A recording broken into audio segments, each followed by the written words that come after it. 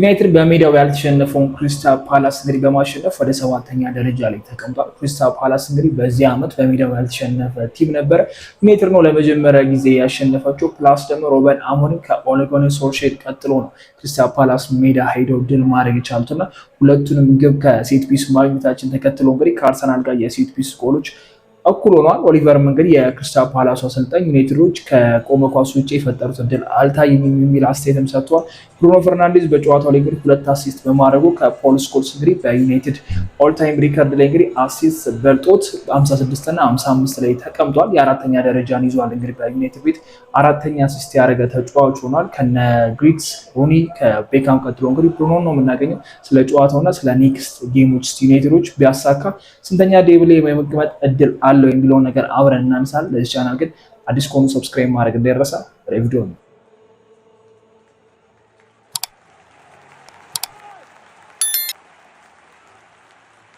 የትላንትናው የክሪስታል ፓላስ ጨዋታ እንግዲህ የጆሹዋ ዝርክሲ ድንቅ አጨራረስ እና የብሩኖ ፈርናንዴዝ ሁለቱም ድንቅ አሲስቶችን አለማንሳት አንችልም። የትላንትናው ቪዲዮ ላይ ሰምታችሁኛል ብዬ አስባለሁ እና ጆሹዋ ያንን ጎል ሲያስቆጠር የምርም ጎል አልመሰለኝም ነበር እና ጎል የማይመስለም የሚገርም ፊኒሽንግ ነበር። የማውንትና የብሩኖ ቅጣት ምት ደግሞ አሪፍ ነበር። በረኛው መዘናጋቱን ተጠቅመው እንግዲህ አስቆጥሮታል። ሁለቱም ጎሎችን ከቆመ ኳስ ማግኘታችን ተከትሎ ሴት ፒስ ላይ ያለን አቋም አሁን በጣም አሪፍ እየሆነ ነው። ከቆሙ ኳሶችን ጎሎችን እያስቆጠር ነው። አቻ የምንሆንበት የምናሸንፍበት መንገድ እየሆነ ነው እና የቶተንሃሙ ጨዋታ ማንሳት እንችላለን። የማቲያስ ዴሊት ከዛ የሃሪ ማጉዌር ድጋሚ የኮርና ኳስ ነው ሄዶ እንግዲህ ጎል ያደረገው ሊቨርፑልን ስናሸንፍ ማለት ነው። ባለፈው ዓመት ኮርና ኳሶች እየገቡብን በጣም ተቸግረን ነበረ። የነ አልታ የነ ኦናና ችግር የኮርና ኳስ ነበር። ኮርና ሲመታብን እንሰጋ ነበር። አሁን ደግሞ ብዙም ልክ እንደ አርሰናልም ባይሆን ቲሞቹ ባይፈሩንም ልክ የቆመ ኳስ ስናገኝ ግን አሪፍ እንቅስቃሴ እያሳየ የሚገኝበት ታይም ላይ ደርሰናል። ያ ደግሞ ጥሩ እድል ነው ብዬ አስባለሁ። ጎሎችን ከተለያዩ መንገድ ማስቆጠር በጣም አሪፍ ነው። አንድ ነገር ላይ ብቻ ዲፔንድ መሆን ነው መጥፎ የሚያደርገው እና ይህን ቁጥር ይዘን ሴስኮ የሆነ የቋሚነት እድል ቢያገኝ ፕላስ ደግሞ ከጉዳት ነፃ ቢሆንና ራሱ ፐርፎርማንስ የራሱ አቋም ላይ ቢመለስ ምን ያህል ጎሎችን ልናስቆጥር እንደምንችል መገመት ይቻላል። ያው ትክክለኛ 9 ቁጥር ነው። ከዚርክዜ የተሻለ 9 ቁጥር ነው። ፕላስ ደግሞ የቁመቱም ነገር እና እንደምናውቀው ነውና አሪፍ ነገር ያሳየናል ብዬ ተስፋ አደርጋለሁ። ኔክስት ጌሞችን ስንመለከት ዌስትሃምን አሁን የምናገኘው ሐሙስ ዕለት ነው። በዚህኛው ሳምንት ይዳረጋል። የተወሰነ ቀን እረፍት ነው የሚያገኙት እንግዲህ ተጫዋቾች እና ዌስትሃም በሊቨርፑል ተሸንፏል። ስለዚህ ዩናይትድ ይህንን ጨዋታ በቀላሉ ማሸነፍ እድል አለው ብዬ ከምገምታቸው ጨዋታዎች መሀል አንደኛው ነው። ግን ደግሞ ልክ እንደ ኤቨርተን አይነት ነገር እንዳይፈጠር ነው። ኤቨርተንን አሸንፈን ቢሆን ኖሮ ዩናይትድ አሁን ካለው ከቼልሲ 3ኛ ላይ ከተቀመጠው እኩል ነጥብ ይኖረን ነበር እና አሁን እሱ ስታስቡ በጣም ነው የሚያናደው። 24 ነጥብ ነው ያለው ቼልሲ፣ ከዛ ቀጥሎም ያለው ቪላ 24 ነጥብ ነው። እኛ 7ኛ ላይ ተቀምጠን እንግዲህ 21 ነጥብ ነው ያለን። ያለው ጋፕ በጣም ጠባብ ነው። ወደ ቶፕ 4 ለመሄድ ሲቲ 25 ነጥብ ነው ያለው እና ትንሽ 4 ነጥብ ነው ያለው።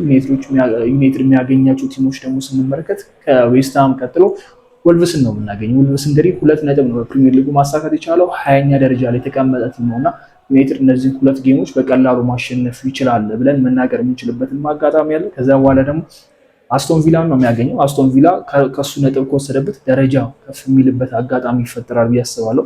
ዌስትሃም የፓኬታ ቀይ እንግዲህ እኛ ላይ እንዳይጫወት ያደርገዋል። ማይሆን ቀይን ያየው ብዬ አስባለሁ እና የዌስትሃም ምርጥ ተጫዋች ነው። ስለዚህ ዩናይትድ ይህንንም አድቫንቴጅ ወስዶ የማሸነፍ ግዴታ ውስጥ መግባት ያለበትም ይመስለኛል እና የዌስትሃሙ ጨዋታ በጣም ተጠባቂ ነው። ልክ እንደ ኤቨርተኑ ጨዋታ 5 ሰዓት ነውና 5 ሰዓት ላይቀናንም ይችላል ወይስ ሊቀናንም ይችላል የሚለው ነገር አጠራጣሪ ነው። ሌላ የኦልድ ትራፎርድ ጨዋታ ነው። ኦልድ ትራፎርድ ላይ ተከታታይ ጨዋታዎች ነጥብ መጣል በጣም ከባድ ይሆናል ብዬ አስባለሁ እና የሮበን አሞሪም ቲም አሁንም ቢሆን ምናምነው ቲም አይደለም። ምን አይነት ቅርጽ እንዳለው አናውቅም። ይሸንፋል ስንነው ያሸንፋል። ክሪስታል ፓላስ ላይ ሁላችንም ያልጠበቅነው ነገር ነው። የሆነ ነጥብ ሊጋራ ይችላል ብለን ያሰብነውን ጨዋታ አሸንፎ ጭራሽ ካምባክም ሰርቶ ነው ያሸንፈው። እየተመራ ነው ያሸንፈው እና መጥፎም ተጫውቶ ነው ያሸንፈው። የኤቨርተኑ ጨዋታ ግን ሁላችንም ጠብቀን ስለነበር መሰለኝ ልባችንም የተሰበረው። ፕላስ ደግሞ በ10 ተጫዋች መሆኑ ነው ትንሽ ነገሩን ያከበደው እና ወደዚህ ተመልሰናል። አሁን ወደ ዌስትሃሙ ጨዋታ ምን ሊፈጠር ይችላል፣ ምን ሊያሳየን ይችላል የሚለው ነገር አብረን የምንመለከት ነው የሚሆነው። ትላንትና የክሪስታል ፓላስ ጨዋታ ላይ ብራያን ምቤሞ አሪፍ እንቅስቃሴ አላደረገም። አማድም በዛው ልክ ጥሩ ነበር ለማለት ይከብዳል። ሌኒሮም ተቀይሮ እስከሚወጡ ድረስ ከዛ አሁን የኢንስታግራም ፕሮፋይላቸውንም ጥቁር እስከማድረግ ድረስ ደርሰዋልና ተከፍቷል ባሳየው ፐርፎርማንስ። ማውንትም እንግዲህ ከጨዋታው በኋላ ሲያጽናናውም ታይቷልና የትናንትናው መጥፎ ፐርፎርማንስ ነው ብዬ አስባለሁ እና የዌስትሃሙ ጨዋታ ላይ ቋሚ ይሆናል ወይስ አይሆንም የሚለው ነገር አጠራጣሪ ነው። ግን ቋሚ ባይሆን በጣም አሪፍ ነው ብዬ አስባለሁ። የኢሞሽናል የመሆን ነገር ያጋጥመው ይችላል። ትንሽ ያላረል ያ ሜንታሊ ሊረብሸው ይችላል። ያላት ቀን ትንሽ ስለሆነች አሁን ወር የተጫወት ነው የ3 ቀን ጋፕ ነው ያለው። ስለዚህ ማዝራዊ መጫወት ይችላል ብዬ አስባለሁ እና ማዝራዊ እዛም ቦታ ላይ ፐርፎርም ማድረግ ስለሚችል ማዝራዊ መተካት ከዛ ቀይሮ ማስገባት ሌላኛው ጥሩ አማራጭ። ሊሳንድሮ ማርቲኔዝ እንግዲህ የተወሰነ የጨዋታ ጊዜ አግኝቷል። ኦልድ ትራፎርድ ላይ ይጀምራል ወይስ አይጀምርም የሚለው ነገር ተጠባቂ ነው፣ ግን የሚያስጀምረው አይመስለኝም። ያው በነ ዶርጉና በነ ዳሎ ግዴታ 1-2 ጌሞችን ማድረግ ይጠበቅብናል ብዬ አስባለሁ እና ምናልባት የወልቭሱ ጨዋታ ላይ ቀላል ነው ብሎ ስለሚያስብ ሊያስጀምረው ይችላል ሊሳንድሮ ማርቲኔዝን ብዬ ገምታለሁ እና እሱ ነገር በጣም አሪፍ ነው። ሌላኛው የብሩኖ እንግዲህ ያው ከፖል ስኮልስ በመብለጥ እንግዲህ በዩናይትድ ቤት ካሉ ምርጥ 4 ወይ ደግሞ 5 መሀል አሲስት ያደራጊ ተጫዋቾች መሀል አንደኛው ሆኗል። ትናንትና 2 የጆሹዋ ዝርክዚን እና የማውንትን ፓስ አሲስት በማድረግ እንግዲህ 56 አሲስቶች ለዩናይትድ በፕሪሚየር ሊግ ጨዋታ እንግዲህ አሲስት ማድረግ ችሏል። ያ ደግሞ ከፖል ስኮልስ ከፍ ያደርገዋል። ከነ ጊግስ ከነ ሮኒ እና ከቤካም ደግሞ ዝቅ ያደርገዋል። የቶፕ 3 ላይ የመግባት እድሉ እንኳን ሰፊ ይመስለኛል። ቤካም ነው 3ኛ ላይ ያለው ወደ 88 የሚጠጋ ቁጥር ነው ያለው። ስለዚህ ብሩኖ ከዚህ በኋላ 30 አሲስቶች የማድረግ ቆይታ ያለው አይመስለኝም። ብዙ እድል የሚሰጠውም አይመስልም። ያው ዩናይትድ ለሱ የማይመጥነው ቦታም እያጫወቱት ነው እንግዲህ አሲስትም እያደረገ ያለው። በፕሪሚየር ሊጉም ስንመለከት ከፍተኛ አሲስት ያደረገው ብሩኖ ነው እና ይሄ ነገር ትንሽ ይገርማል። አስቡት ይሄ ተጫዋች 10 ቁጥር ቦታ ላይ ተጫውቶ ቢሆን ኖሮ በዚህ ዓመት ምን ያህል ቁጥሮችን ሊያሳየን እንደሚችልና ማቲያስ ኩኛ ጉዳት በነበረበት ሰዓት ሮበን አሞሪም ይህንን እድል ተጠቅመው ወደ 10 ቁጥር መልሶት ሜኑና ካስሜሮን እያጫወቱ ቢሆን ኖሮ ብሩኖ ጎሎችንና አሲስቶች ምን ያህል ሊደርሱ እንደሚችሉና ምን ያህል ውጤቶችን ልናገኝ እንደሚችል ማሰብ ነው። እንግዲህ ብሩኖ ፈርናንዴዝ ምን ያህል መጥፎ አጀማመር እንደሆነ ሁላችንም እንደምናውቀው ነው። ፔናልቲዎችን ሲያባክን ነበረ፣ ብዙ ትችቶች ሲያደርሱበት ነበረና ሮበን አሞሪም ተናግረው ነበረ መልበሻ ክፍል ውስጥ ስላላያችሁት ነው ራሱን ጥፋተኛ ነው የሚቆጥረው የሚል ነገርም አለና ያ ተጫዋች እንግዲህ አሁን ላይ በፕሪሚየር ሊጉ ከፍተኛ አሲስት አድራጊ ነው። የ8 ቁጥር ቦታ የተጫወተ ማለት እና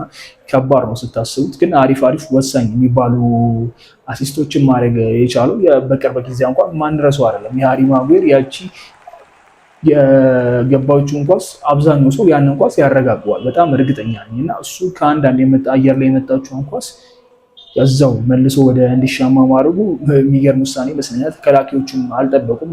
ኮንትሮል አድርጎ ድጋሚ ክሮስ ለማድረግ ይሞክራል የሚለው ነገር ነው ያለው። ብሩኖ ወዲያው ኳሷ እንደመጣች ነበር ያሻማው። ሃሪ ማጉዌርን ድል አንስቶ ነው ያስቆጠረው። የትናንትናው ድል እንግዲህ ከሱ የመጣ ነው ማለት በቃ የምንችለው ነገር ነው። የማውንትን አሲስት ማለት ከዛ የጆሹዋ ዝርክዚን አይቶት እዛ ቦታ ላይ ማቀበልም አንድ ነገር ነው። የዝርክዚን ፊኒሺንግ እንዳለ ሆኖና የዌስትሃም ጨዋታ የወልቭሱን ጨዋታ ምን ያህል ነጥቦችን ይዘን ወደ ደረጃችን ከፍ ይላል የሚለው ነገር ተጠባቂ ነው። ከኛ በላይ ያሉ ሰንደርላንድ፣ ብራይተን እና አስቶን ቪላ ከዛ ቼልሲ ነው ከዛ ሲቲም አለ። ከአርሰናል ጋር ያለን የነጥብ ጋፕ አሁንም 9 ነው። አርሰናል ነጥብ ጥሎ ነው እንግዲህ ነው። በጣም የሚያናደው ነገር በአንድ ቼልሲ 2-1 ባሸነፍንበት ጨዋታ ላይ ከቼልሲ በደረጃ በልጠን ቁጭ ብለን ነበር እና አሁን ቼልሲ ያለበት ቦታና ቼልሲ ለዋንጫ ተፎካካሪ ሆነው ዩናይትድ ቶፕ 4 ውስጥ ይገባል ላይገባም የሚባልበት ደረጃ መድረሱ ያናዳል። 11 ጨዋታ ባረግንባቸው ሞመንቶች ቶፕ 6 ቲሞች እንዳለ አግኝተናቸው ነበር እና ከዛ እንኳን ነጥብ ይዞ ወጥተን ነበር። አሁን ግን ትናንሽ ቲሞች ነጥብ ያስጥሉት ይሆን የሚለው ነገር ያሰጋል። የኤቨርተን ጨዋታ በጣም ረጅም ታይም የሚያስቆጨው ይመስለኛል ለሮበን አሞሪም ቲም እና እስቲ ከዌስትሃም ጨዋታ ምን ሊያሳየኑ ይችላሉ? ሮበን አሞሪም ጋዜጣዊ መግለጫ መስጠታቸው የማይቀር ነገር ነው። ስለ ጨዋታው ምን ሀሳብ ያነሳሉ የሚለውን ነገር አብረን የምንመለከተው ነው። አዳዲስ ነገሮች ካሉ ደግሞ ሼር ማድረጋችሁ ነው። እዚህ ቻናል አዲስ ከሆኑ ሰብስክራይብ ማድረግ እንዳይረሳ። በሚቀጥለው ቪዲዮ እስከምንገናኝ መቻችሁ